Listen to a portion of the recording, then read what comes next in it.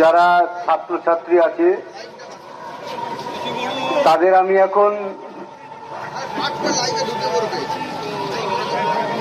নিজের সন্তানের মতো মনে করছি, এবং যারা বয়স্ক আছেন তাদের আমার পরিবারের সদস্য মনে করছি। এই এত লোক আজ আমার পাশে এসে দাঁড়িয়েছে এবং আমার মেয়ের এই যে অপরাধ, জঘন্য অপরাধ কার্যকর হয়েছে, তার জন্য যে সুবিচার চাচ্ছেন, তার জন্য আমি মনে অনেক সাহস পেয়েছি। আজকে আমার মনের অনেক প্রশ্ন লোকের মাঝে বলতে সাহস পাচ্ছি। আপনারা আপনাদের বা তোমাদের যারা আমার সঙ্গে আছো তাদের কাছে আমার একটাই অনুরোধ, আমি যতদিন বিচারটা, আমার মেয়ে যতদিন বিচারটা না পায় ততদিন তোমরা আমার সঙ্গে থাকবে।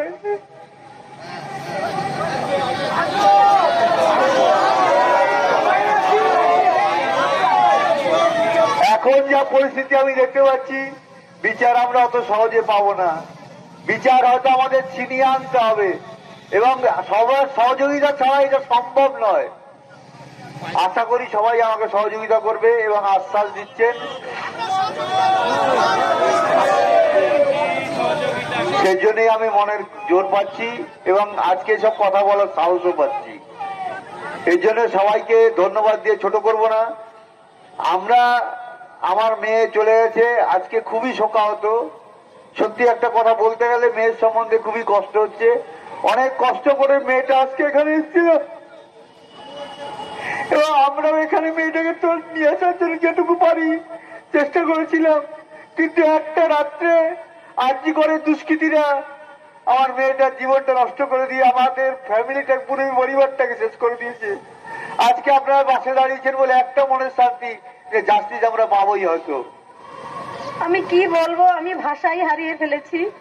আমার মেয়েটা ছোট থাকতেই, মানে খুব ছোট যখন, তখন থেকেই ওর ডাক্তার হওয়ার স্বপ্ন ছিল যে আমি ডাক্তার হব মা, অনেক লোকের সেবা করব।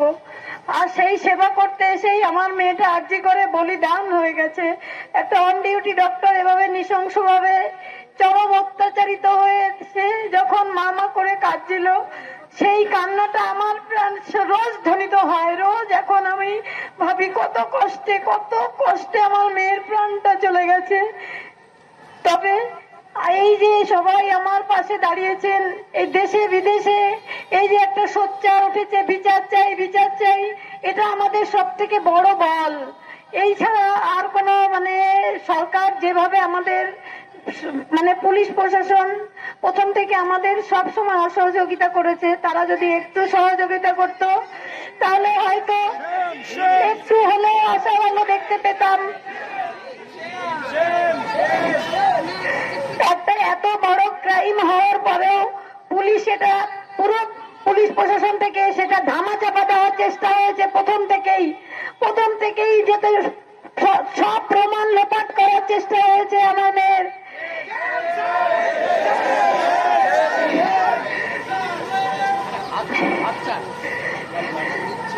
সবাইকে আরেকবার ধন্যবাদ জানিয়ে আমি এটাই বলবো যে যতদিন আমার মেয়ের বিচার না পাই, আপনারা এভাবেই আমার